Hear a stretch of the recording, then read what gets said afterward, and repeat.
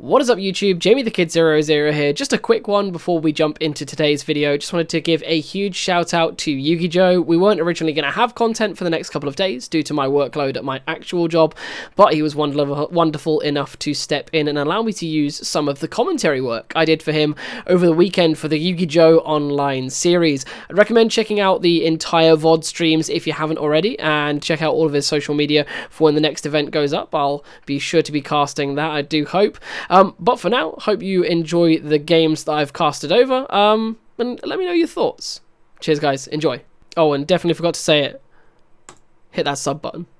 Good morning, duelists, and welcome back to the Yugijoe Online Series. It's myself, Jamie the Kid 00, joined again by Rufio. We're going to be bringing you guys all of the action from the top 8. So we're coming into this one slightly late. It is going to be a match between Adamancipator, hopefully saying it right this time around, and Unchained from our sources. So do you have any insight into this matchup, Joe? I know you said that you were a bit interested in what Unchained was capable of. Yeah, so from my experience, from what I've played against at tournaments, mostly, Unchained hasn't ever felt strong enough to get into this sort of position. No. So the pilot is particularly strong. Mm-hmm. Built it in such a way to take on those meta decks. I'm very excited to see which way around that's going to work out, especially as we're now seeing real standard opening from the Adamancipator player. So we saw the Doki Doki stopped by the Infinite Impermanence, but the Researcher has allowed him to extend his play. Fibrax is, of course, going to go away into the very standard link cross play here. And it's useful for the animations that they are using the activation effects for us. So you guys are actually going to get to see that with the new addition to Dueling Book, the ability to declare the activation of a card, it's going to make it a bit clearer. It's just thinking about the number of tokens. I think that's the first time I've ever seen someone do that. Yep. Have you ever had a situation in which you only wanted one link cross token? Spamming tokens is always nice. Ooh. So we're just going to take a moment while I think this through. How many summons would that put him on? Oh, good call. Good call. So it's 1, 2, 3, 4. He's currently on 5. So it's not a Nibiru risk assessment. No, no. And of course, the tokens summon simultaneously, so regardless of the number he summons out, it's still getting Nibiru'd just as hard. But he is going to go with 1. Interesting. Mm-hmm. So we'll see them turn into Martial Metal Marcher, so nothing too different just yet. Of course, we're then going to get the O-Lion token, I expect, and Marcher will bring back either the O-Lion or the Researcher. However, Tom is thinking about it. It looks as though he might have a response. I wonder if Tom does have the Nibiru we were talking about. Yeah, that'll be interesting to see if he shotguns it or holds it if he does. So it's Researcher we bring back as well. Not sure if it makes any difference here, but we'll see. So Link Spider is going to be summoned using the token. And then 2 of them are going to go into Union Carrier. I've not seen this play this way around. Admittedly, I've not been exposed to that many Adamancipator players just yet, thankfully, because I've been playing in some of the lower echelons of the game. Not too much at the meta peak. But, oh, it's a way to get the Block Dragon out of the deck. Yeah, this is a fairly standard way that they sort of tutor it out if they've got no other way to get into it. It's quite nice. It doesn't come up too often because they usually dig deep really quick, but it is an option to play through. Yeah, you should have mentioned that you'd seen it before. I had no idea this was a line of play. Yeah, I wasn't sure if he was going to go for that or something a little bit different, but, you know, you can never tell.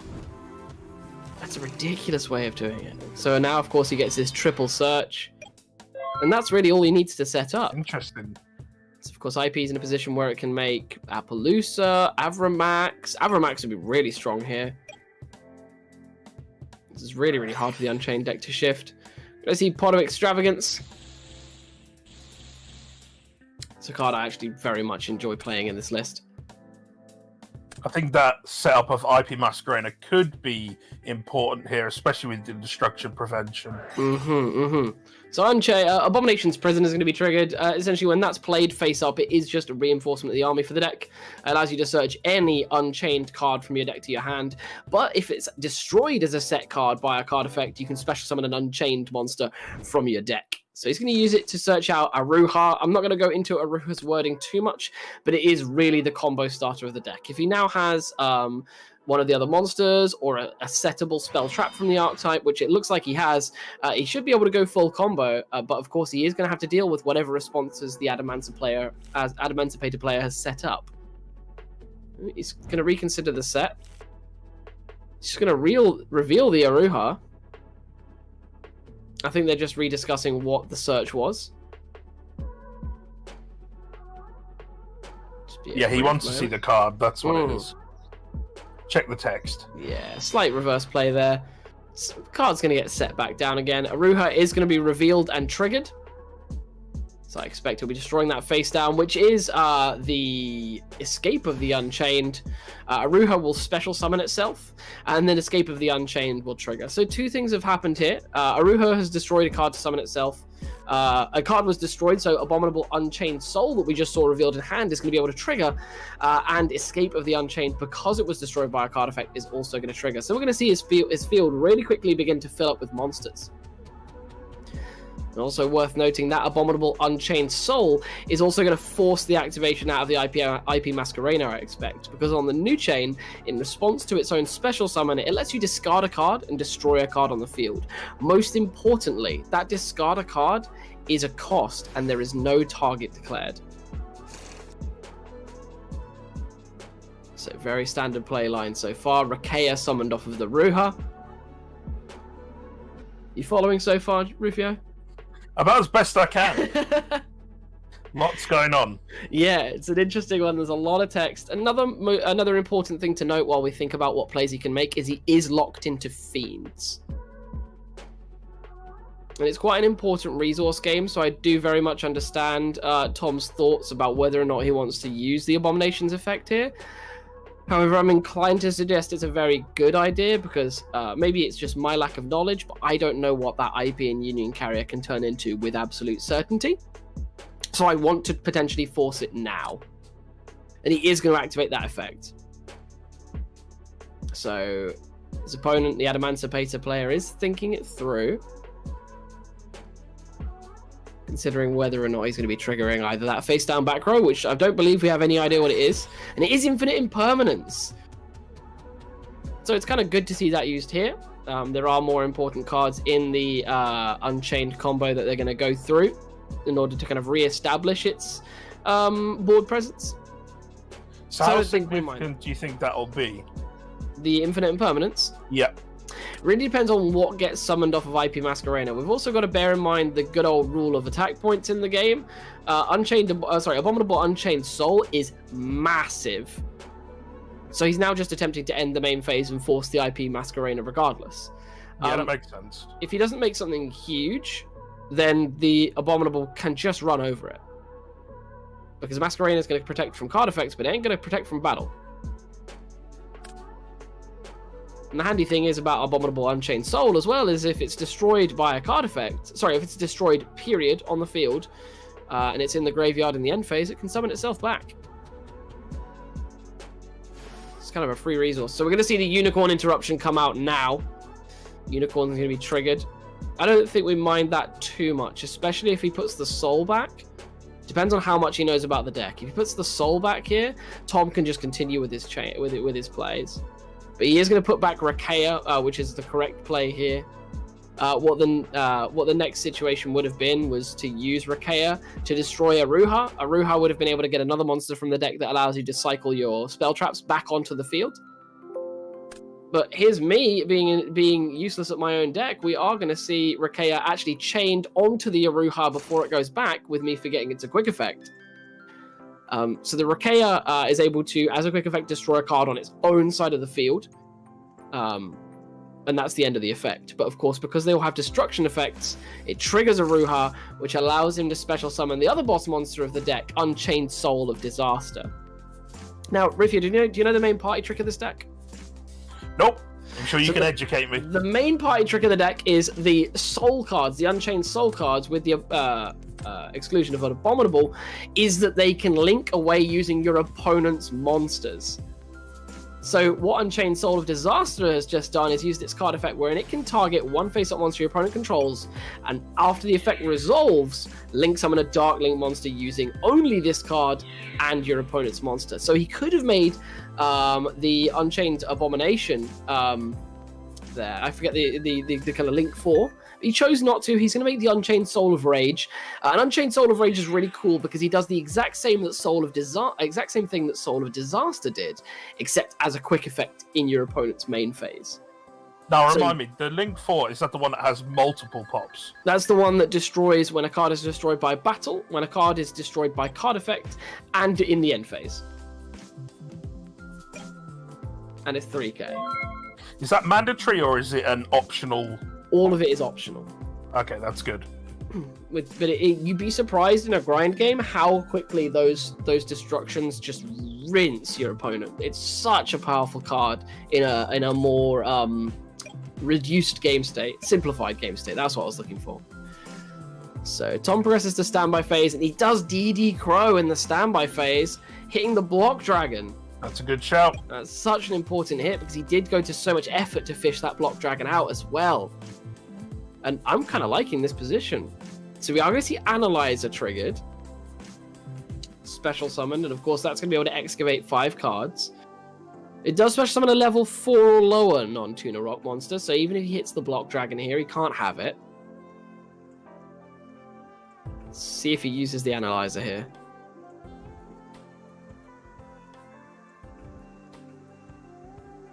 So he's asking if the summon is acceptable. Should be okay so far. Analyzer is going to trigger. I'm a little bit upset with them. They've stopped using those wonderful activation animations. All quickly goes out of the window. Yeah. As the game gets more and more competitive, a little bit of etiquette goes out the window. This makes it a little hard for casters like myself. But it's okay. We'll survive. Trying to think of how many interruptions this can play through, and it's all really going to matter on these excavations. So he does actually, he misses, right? That's a complete miss off the Analyzer. Looks that way. So he's going to be put in a position where he's not going to have that extra resource here, and he is going to have to play through one interruption that we know of in the form of the Unchained Soul of Rage. And that can also lead into a second interruption, because it's worth noting that Soul of Rage can behave a lot like IP Masquerena. It can link away with one of your opponent's cards and make Unicorn. And then that's the second interruption. So Unicorn is a dark monster. So Seeker's going to be special summoned. There we go. There's the activation effect. Much better.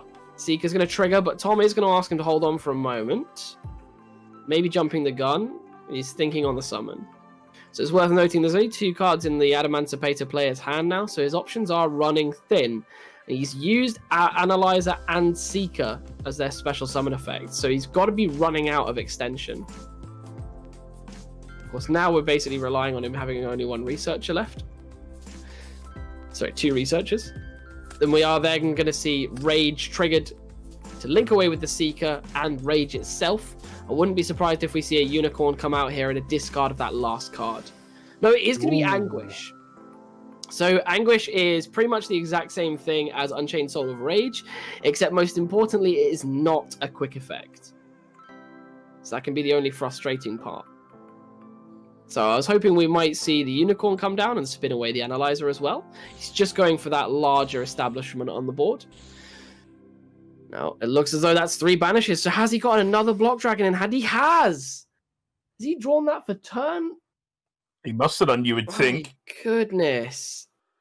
It's such a strong card for him to have in hand. He's got a lot of distance to cover here, though. I mean, that Unchained Soul of Anguish, even if it is destroyed by Battle Lock artifact, it is going to be able to target a Fiend in the grave and add it back to the hand. I'm going to see Cerberus made. I'm assuming he's going to try and chain block it. Oh no, he's only going to use the block dragon. So the Ash Blossom's going to stop the block dragon. The Cerberus hasn't been activated. That's huge. This puts him in a sticky situation. Very much so. It might have been a better situation to potentially put the Cerberus in front of the Unchained Soul of Anguish as well, but I'm probably being too pedantic here. But do you know where the Adamancipator player goes from here, Joe? Well, at the moment, he's quickly running out of resources. He's obviously got this banish now, and I did feel that was the line of play he was going for, was to keep rigging his graveyard. Yeah. But that stopping of Block Dragon could be quite significant indeed. It's worth noting the Adamancipator player, the Unchained player has completely run out of cards. Of course, this Unchained Soul of Anguish is going to give him 1 card back to his hand. But he does then have to out a 2,500 Block Dragon and establish control on the board. It's not so much destroying what's on the field, it's establishing control, because the moment that Block Dragon blows up, it's going to get that search that we just prevented. I wonder what his ad is here. So Aruha is his ad. Now the only frustrating part is, with these bigger Unchained Souls, he did have the Researcher as well at all 3. Suppose we potentially saw them searched off of the Block Dragon previously. I was completely forgetting that he had the entire setup. And he does hit a Gate Blocker off of the Researcher as well. That's an interesting choice. Yeah, there are no field spells, so we don't need to worry about that. The deck Unchained doesn't make use of counters, so he's obviously not going to keep the Gate Blocker around. And it prevents targeting as well. However, this Raptite is going to hit the field. And that's going to get him access to the Seeker.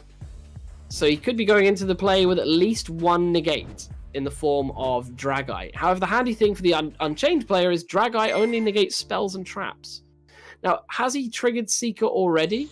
Or is it a soft once per turn? Just need to check the text.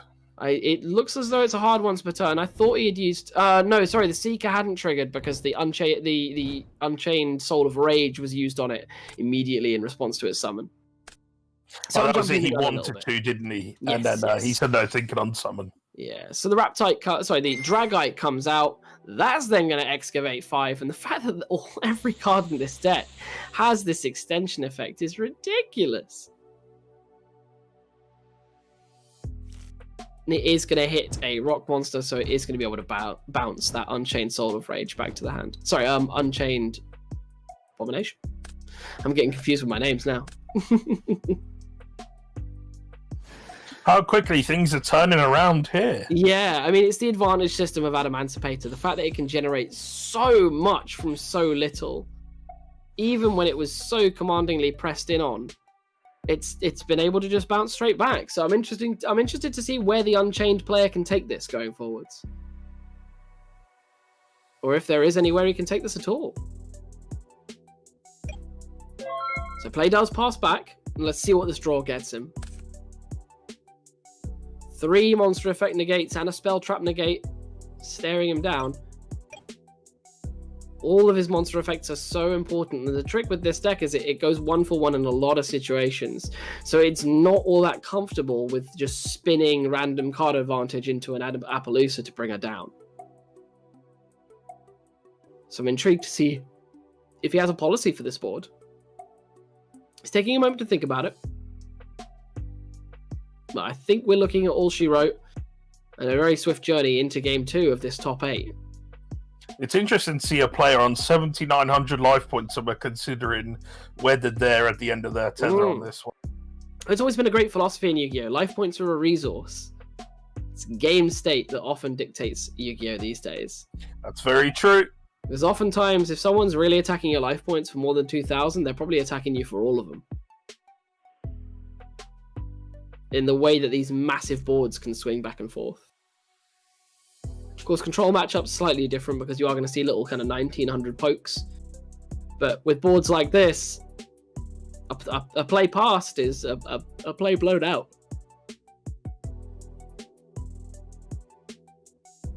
He's really exploring all of his options before they go through, and that's fine. They've not had very long in this first game. It's really only been about a 4-turn game, if memory serves. So Aruha's going to be normal summoned to the field. And Green is going to think. So I'm not sure what the Adamancipator player would have as a quick effect here.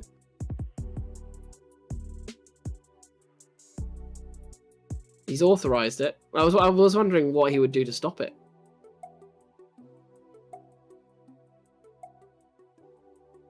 So, from your experience, is there anywhere that you see that he could take this now? Obviously, we don't know exactly what he's got in hand, but...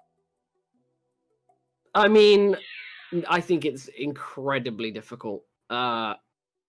And the fact that he's attacked him with this Aruha, he's obviously trying to get Aruha to, I believe, destroy itself, use it, and then he wants to trigger the Abominable Unchained Soul in hand because a card was destroyed.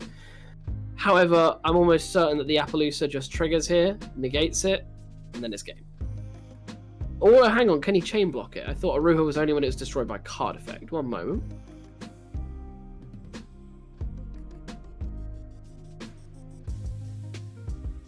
Okay, so the way he's going to do this is Aruha, of course, when it's destroyed, does have an effect to special summon from the deck.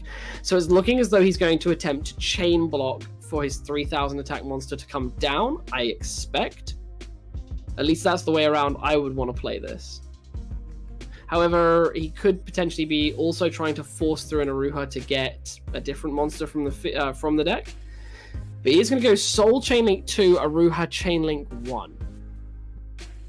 So the Soul I would wholeheartedly expect to see negated here. There's the Soul.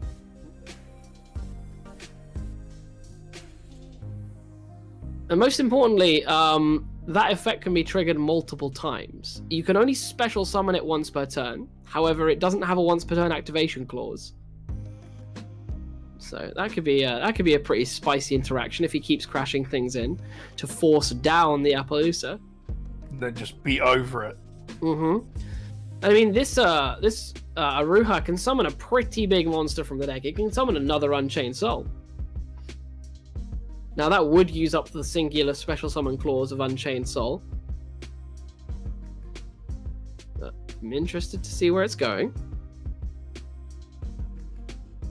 We're really into the nitty-gritty here, so we are going to see those delays. So it is going to be an Abominable Unchained Soul that hits the field. I wouldn't be surprised if he triggers the effect off of it.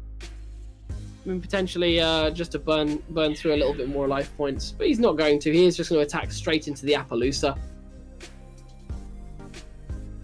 I suppose if he gets rid of the Appaloosa, finds a way to get rid of the Dragite, then he's actually in a very decent position here. Yeah, I mean, something else that he can do as well is if Abominable Unchained Soul is destroyed next turn, so say the Dragite attacks into it or crashes into it or whatever, he can then summon the other Unchained Soul in his hand and use its effect in his opponent's turn. So it's definitely not a lost position. This is hard, but that Block Dragon is on the field. It doesn't have any easy way of getting off the field. There are only 4 cards left in the Adamancipator player's extra deck. So he's running like really low on resources. Pot of Avarice, anyone? Yeah, we could really go for something like that right now. But it's a deck that kind of burns bright, but maybe doesn't burn as long as it really wants to. So Block Dragon's going to attack in. He's going to take the 500, and then he's of course going to use the Block Dragon's effect to search. Small price to pay. So, could you imagine paying 500 life points to search 3 cards? Broken. That'd be insanity. People used to turn their nose up at Clearthought Scout for 1. So here comes a Researcher. Oh, yeah, I think he might want to change one. He didn't want to add the Researcher. Forget, did he already add 4? Yeah, he already added 8 levels worth. So cheeky. Dragite's going to try and trigger for the bounce, and I think this is where it's really big. And it only has to hit a rock monster, right? Yep, it's such a powerful effect on Dragite that's so easy for me to forget. Because I currently play Dragite in Mermaid. Analyze is going to come down. Now it's all about extending cards onto the field. Oh, and that Doki Doki is going to get him there. It's all about extending cards onto the field to push for game shot damage now. Honestly, I think he's in a pretty good position. He's still got a Block Dragon he can recycle into. With Dragite, he only needs 1,000 more damage to get onto the field. Oh, and that's plenty.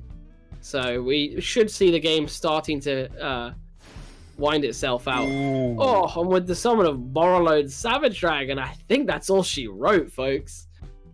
I mean, we have two abominable Unchained souls in the Unchained player's hand. One unknown, but I don't think that unknown is going to give us enough distance to bring us back into the game with so many negates on the field now.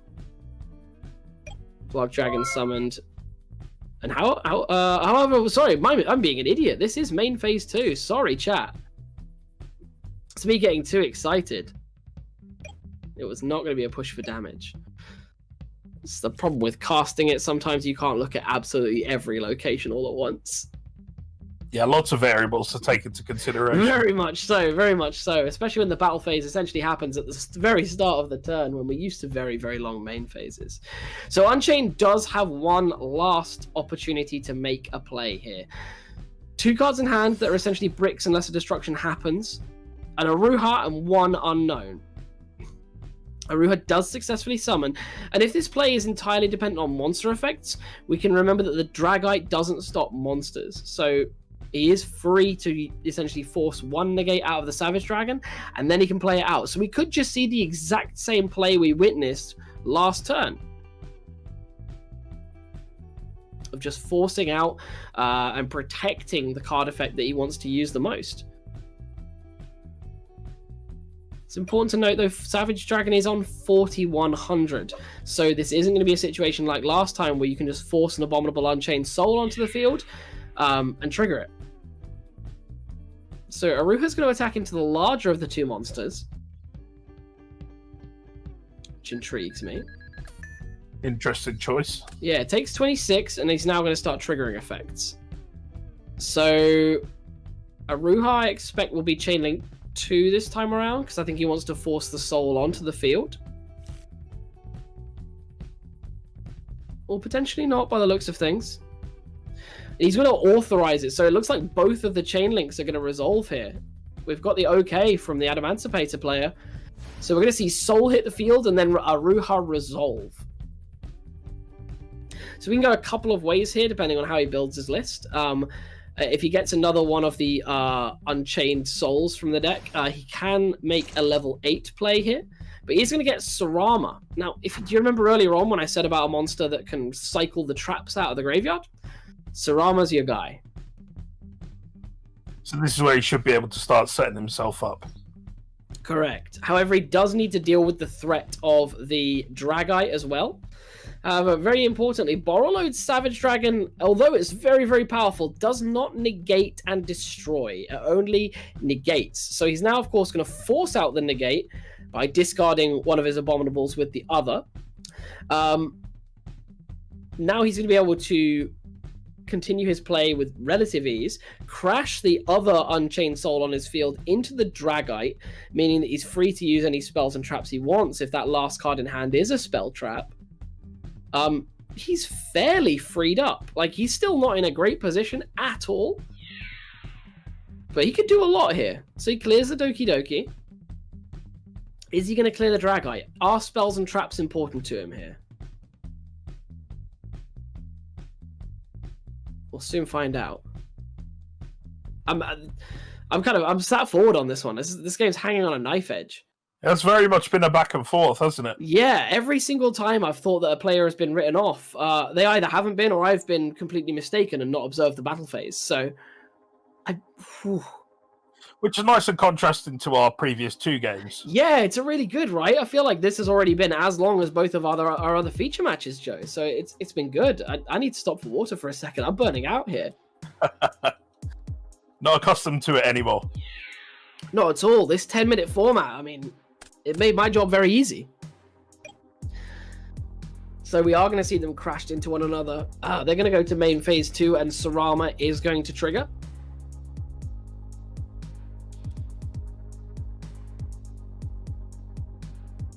Now, I'm wondering where this goes. So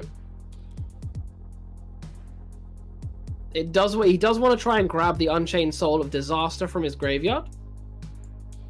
Little bit of discussion going on between the players here. So he is going to try and summon the Unchained Soul of Disaster from his graveyard to set it to the field. And then as part of Sarama's effect is it has to then destroy a card that you control. So it can potentially destroy itself here, or it can destroy that Unchained Soul of Disaster, which will allow him to target an Unchained monster in his graveyard and pick it back up. So he's got a lot of options here. They're just clarifying a few names. A lot of the Unchained cards do have very, very similar names.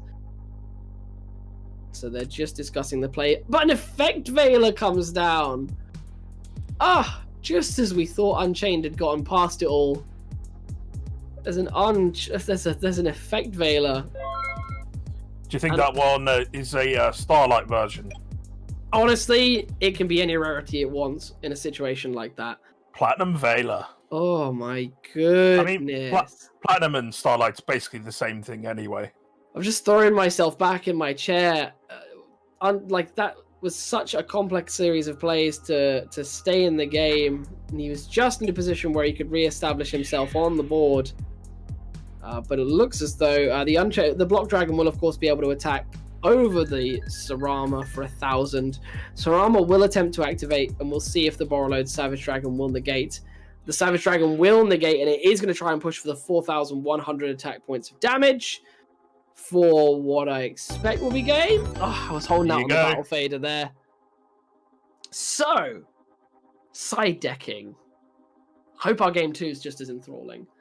It is worth noting, we've actually had quite a good chunk of time go ahead now, so that will be something they have to consider. Very much so, very much so. However, we are going to see Unchained go first into this matchup. And if there's one thing Unchained can play, it's Floodgate traps. So we could see a lot of them coming in here. They have access to a lot of very, very powerful floodgates. Learning lessons from their true Draco cousins, it seems. Yeah, very much so. So we are going to see them going into game 2. Adamancipator is, of course, going to go second. They're not going to be given the chance to combo off here. We're going to see the Pot of Extravagance come out immediately. Unchained is one of those decks that I describe as a bit more fair in terms of card advantage, so it does want to take advantage of cards like Pot of Extravagance to dig deeper. Its extra monsters, while very powerful, aren't entirely essential, so it can afford to throw them away a little bit. So Sarama's going to be normal summoned and hit the field. A set card is going to be placed down. Another one. Not scared of Mech Knights. No, not at all, not at all. So this deck does have an Icarus attack of sorts, so that's potentially why the Sarama is on the field. So that would be one interruption. And then I'm hoping that maybe a couple of the other cards are something a bit more disruptive. So we do see Adhara special summoned, and then Seeker special summoned immediately after. Will we see Seeker trigger its effect here? Summon has been okayed. Seeker's been activated, and it is going to be able to resolve. It does hit the Gigantes, but the Gigantes, of course, isn't a legal target for the special summon because of its claws, so it's a miss. I feel like we've been gifted with a large number of Adamancipator misses. Does seem that way. So Halqifibrax special summoned. Every good combo in this metagame at the moment is going to start with a good old Halqifibrax, and that is going to be met by an Impermanence. Impermanence always in the middle zone, of course, so you can catch people out playing their spells in that comfortable middle zone. They are going to progress to the end phase, and in the end phase, Trap Trick is going to be triggered. I wonder if that's going to be used to set up one of the Archetype cards. It is. It's going to be used to set up Escape of the Unchained. So this was the Icarus attack style card I was talking about. You can target an Unchained monster you control on one card on the field and destroy both. So you would have to assume that back row here is another Imperm, because he said it seems purposefully in that back row there. And it ain't sticking around. And there it is. There's the Impermanence hit. The Escape of the Unchained is going to trigger, destroying the Sarama, and the Sarama is going to special summon potentially one of the boss monsters from the deck. He's called it Scar. So I got very confused for a second because he referred to Sarama as Scarm in the game chat. So Unchained Soul is also going to trigger in response to the destruction. So we're going to see Unchained Soul come down. Sarama is going to resolve special summoning another monster from the deck. And I wonder if we're going to see the Soul used in the end phase to destroy the Hulk of Fibrax before it can potentially summon a monster from the extra deck in the next turn. That Soul of Disaster tells me maybe not. Soul of Disaster is more than likely just going to link away with the Hulk of Fibrax. Now, here's where we want to be careful, because he could try to activate that Soul of Disaster on the Hulk, and the Hulk can chain its effect to dodge. So does he want to assume that there's no Hulk target in the extra deck, that he's not playing, say, Swarm of Locusts or something like that? You would think there normally is, even if it's not a great one. If he's playing, is it Formula Synchron? That's a relevant target, if I'm not mistaken. So even if it's just a defensive move, it gives him an option. He is going to trigger the Unchained Soul of Disaster, so it's time to see if that Hulk has a target.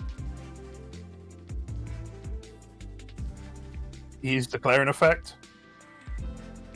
And it's been okayed by the looks of things. Oh no! That was... I entirely expected that Hulk of Fibrax to be able to jump out of the way. And that the Unchained player was going to like lose a card from hand, or like you said, a Formula Synchron was going to come down. But it's not the case. Unchained Soul of Rage summoned to the field, so that's now another interruption in the Unchained player's arsenal. Battle phase conducted, and I mean that abominable Unchained Soul being 3k is so much damage. Like, you know what I said about control matchups being the only matchup where you're maybe going to have a couple battle phases of damage? That's a lot of damage. That is indeed. So passes back to the Adamancipator player. It's very hard to predict whether or not Adamancipator can kind of play through this sort of thing, because it either has quick hands like this or combo plays. But forget what we thought about with combo plays. Absolutely did not see that one coming at all. No, I'm sitting here like, okay, he's got 4 cards in hand. That's like 4 individual full combos. What is his hand? Incredible. It's just, oh no, suddenly my hand is full of Force Raiders. And we're going to go to game 3. What was that about? This could be insane if we see Unchained progress again after this one.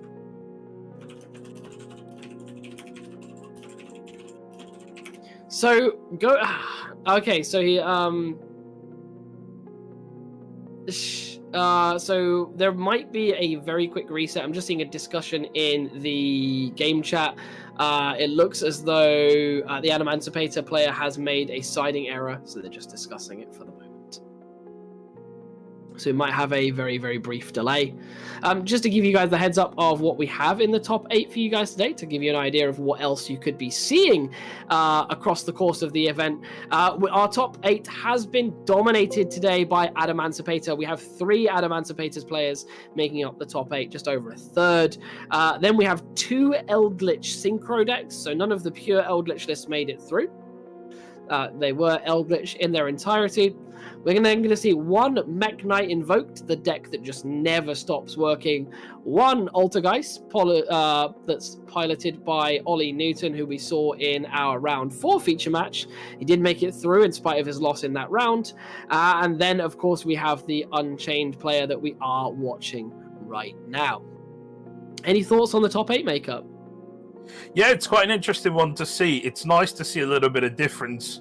We're not just seeing purely Eldritch and Adamancipator making it up. It gives it a nice diversity. Yeah, it's a lot of it is very, of course, strongly made up of cards from that new set, but it's good to see a fair few older lists in there. We're not seeing any of the other meta titans like Dinosaurs or Shadows make it through. We've got Mech Knight, we've got Altergeist, we've got Unchained. I like these online formats. It really brings out some real experimental stuff because you can play decks that you don't own the cards for. Yeah, certainly is the way. Would you have played something experimental for this, Rufio? Or would you have just gone, it's the one time I'm going to be able to play Eldritch without actually paying for Golden Boys. I'll just pay for this. Or are you until you die? I'm pretty much a creature of comfort, so I usually just play decks that I know quite well. Even if they offer me somewhat a disadvantage in terms of ceiling, I can normally play them more comfortably. Unless, of course, I'm actually on stream, in which case I'll play them terribly. But for the most part, I tend to try and go with what I know. No, I'm inclined to agree. I'm talking a big talk, but I'm almost certain I'd be very, very similar. Maybe a few spicy texts that I potentially don't own. Yeah, for sure. That's something that I would usually go with. Yeah. I don't have any Ghost Mourners at the moment. So it looks as though there's a potential reset. Both players have just left the game. We are just going to go to a very, very quick comms pause while I correspond with the judges to see what we're going into next. So I will be paused for a couple of minutes. We'll be back with you very, very quickly. Okay, players, very, very sorry for the brief delay there. We did just have a very quick remake, so we are going to have our players now reversed on the screen, with Adamancipator playing at the top for Game 3 and Unchained playing at the bottom of your screen. Very, very sorry for the brief delay. There was a siding error going into Game 3, so the judges have allowed for a remake due to the wonders of Dueling Book. And halfway through the Adamancipator play, we are going to see Exchange come down.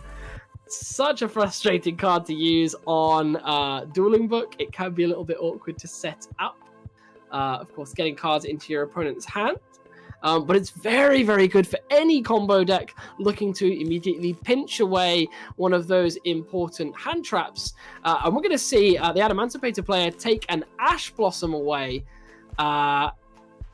And we're not going to see that good of a card taken by the Unchained player. He's going to take the Guardian away, of course, stopping Adamancipator player from blocking any more hand traps. Another good thing about the Exchange is it gives each player full knowledge of one another's hands. Are you back with me, Joe? What are we thinking about Exchange in the current meta? Yeah, it's an interesting choice, especially in this kind of situation where he's already more or less revealed all of his resources anyway. So to get full knowledge of the opponent's hand is absolutely fantastic. Yeah, he's really traded no information, right? Yeah, pretty much. And now not only is he going to have what appears to be full combo, potentially unblocked in a way that he knows to play around any last hand traps that the Unchained player has, he also has an Ash Blossom. So not only do you take it away, you can use it against them next turn. Yeah, especially when it's a powerful card such as Ash Blossom. Yeah, it's massive. So we're going to see Marcher trigger and O'Lion. So Seeker's going to be brought back by the Marcher. And I'm almost inclined not to cast through this combo. I just want to see whether or not it can be broken. Yeah, it does seem like he's pretty set to go ahead. Spider and Cross go away. Union Carrier comes out, so we're more than likely going to see that Block Dragon set up again. It's worth noting he can now dictate his lines of play in a way that he knows can play around his opponent's hand, so he can set up accordingly. Correct. So say if he knows there's a DD Crow in there, this next combo could be built around not using the Block Dragon, for example, or situations like that. So we are going to see the search for the Gigantes, the Researcher, and the Seeker. Of course, one Seeker has been used, but otherwise that's it. So he's still got a huge amount of resources. Link Spider, of course, forms the Earth to summon the Gigantes. Researcher is special summoned. Researcher is going to trigger to reveal 5. There's a Doki Doki as well. Oh, strong. Yeah. So he doesn't go for the Guardian as well. So that says to me that there was no further hand trap in the Unchained player's hand. So I don't think any further blocks are needed, really. So we're going to see Raptite hit the board. Raptite's going to trigger and, of course, reveal another 5. However, that looks like... Oh, no, it's not a miss because, of course, it can get tuners this time around. So he's going to special summon Analyzer. Now, is that effective Raptite once per turn? Is he going to make another Raptite? No, it is a hard once per turn. I was getting ahead of myself. So Analyzer's going to trigger. And it is going to make a hit with the blocker and the Guardian. He's going to go for the gate blocker. Can we see Boral Savage here? I expect so. I mean, even if he doesn't want to make Boral Savage here with the blocker, he could have kept it up because a lot of Unchained effects do target. But it is going to be Savage Dragon. So we're building up on those negates now. So that Raptite, forgive me if I'm wrong, that was made using Martial Metal Marcher, right? Looked that way. So I was expecting to potentially see the Raptite used with the Doki Doki, but we're not going to need it to. Herald of the Arclight to seal the deal. So we now have a board of 1 negate universally with Borreload, another universal negate in Herald of the Arclight, and then whatever he really wants with IP Masquerena. So Unchained has its work cut out for it, especially when Adamancipator knows his entire hand. Yeah, he's certainly in a very, very strong position. I'm sitting with bated breath. I hope we see cards played. We are going to see Extravagance activated, banishing 3. So he's expecting this to be negated, I expect.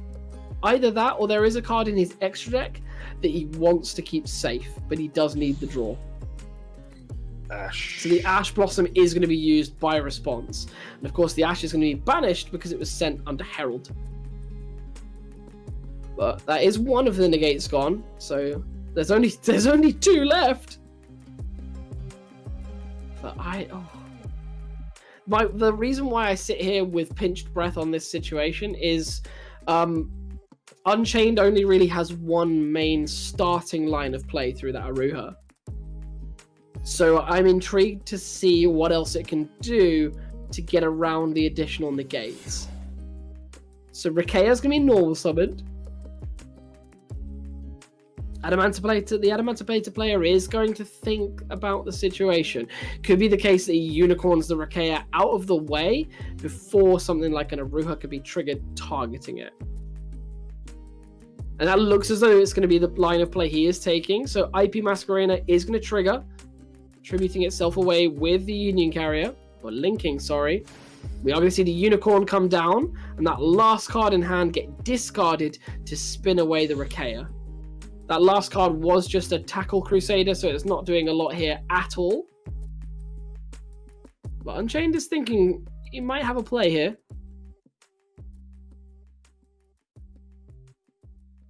So he's going to trigger Rikea on itself. I'm intrigued as to how useful that is. Because, oh no, he's got an Abominable Unchained Soul in hand.